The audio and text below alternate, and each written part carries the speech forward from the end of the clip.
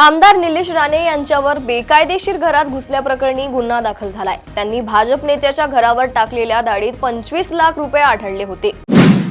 राज्यातील इयत्ता 5वी आणि 8वीच्या विद्यार्थ्यांसाठी होणारी शिष्यवृत्ती परीक्षा 2026 आता 8 फेब्रुवारी ऐवजी 22 फेब्रुवारी 2026 रोजी घेतली जाणार आहे। राज्य परीक्षा परिषद यांनी हा बदल अधिकृत पत्रकाद्वारे जाहीर केला आहे। नक्षलविरोधी मोहिमेत सुरक्षा दलांना शुक्रवारी 28 नोव्हेंबर रोजी मोठे यश मिळालं। महाराष्ट्र, मध्य प्रदेश आणि छत्तीसगड विशेष विभागीय समितीचा प्रवक्ता अनंत उर्फ विकास नागपुरे यांच्यासह एकूण 11 जहाल नक्षलवाद्यांनी गोंदिया पोलिसांसमोर आत्मसमर्पण केलंय।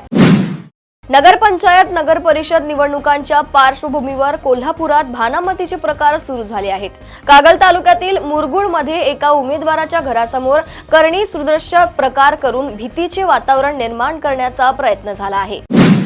राज्यातील जिल्हा परिषद निवडणुका 2 टप्प्यात होण्याची शक्यता आहे। 50% आत आरक्षण असलेल्या 15 जिल्हा परिषदांमध्ये पहिल्या टप्प्यात तर 50% पेक्षा जास्त आरक्षण असलेल्या 17 झेडपीत नव्यात सोडून काढून दुसऱ्या टप्प्यात निवडणुका होणार आहेत। राहुल गांधी यांच्या कथित मानहानी प्रकरणात पुणे विशेष न्यायालयात मुख्य पुरावा म्हणून दाखल केलेली सीलबंद सीडी कोर्टात चालवली असता ती रिकामी निघाली। त्यामुळे तक्रारदार सत्यकी सावरकर यांच्या बाजूने गोंधळ आलाय। तसेच YouTube लिंक पुरावा म्हणून स्वीकारण्याची मागणी न्यायालयाने फेटाळली आहे। छत्रपती संभाजीनगर मधील वाळूज परिसरात एक धक्कादायक प्रकार घडलाय। येथील रांजणगाव रोडवर एका व्यक्तीला वाचवण्याच्या प्रयत्नात बियरने भरलेला ट्रक उलटला। ड्रायव्हर कॅबिन मध्ये अडकलेला असतानाच परिसरातील लोकांनी त्याला मदत न करता रस्त्यावर पडलेल्या बियरच्या बाटल्या गोळा करण्यासाठी गर्दी केली होती। भाजपचे माजी खासदार सुजय विखे यांनी शिर्डीतील साईबाबांच्या प्रसादाला जेवणासारखं असल्याचं म्हणत वादग्रस्त वक्तव्य केलंय। शिर्डीतील दुहेरी हत्याकांडानंतर सुजय विखे यांच्या आधीच्या वादग्रस्त वक्तव्यावर टीका झाली होती। आता त्यांच्या या नव्या वक्तव्यामुळे पुन्हा वाद भडकण्याची शक्यता आहे।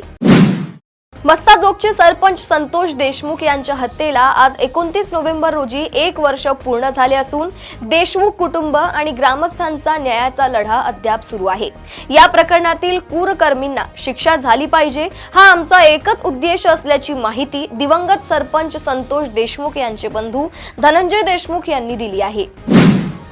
झाडं ही आमची आईबाप आहेत, त्यांच्यावर कोणी हल्ला केला तर आम्ही गप्प बसणार नाही। मुख्यमंत्र्यांनी नाशिककरांची जनभावना समजून घेतली पाहिजे।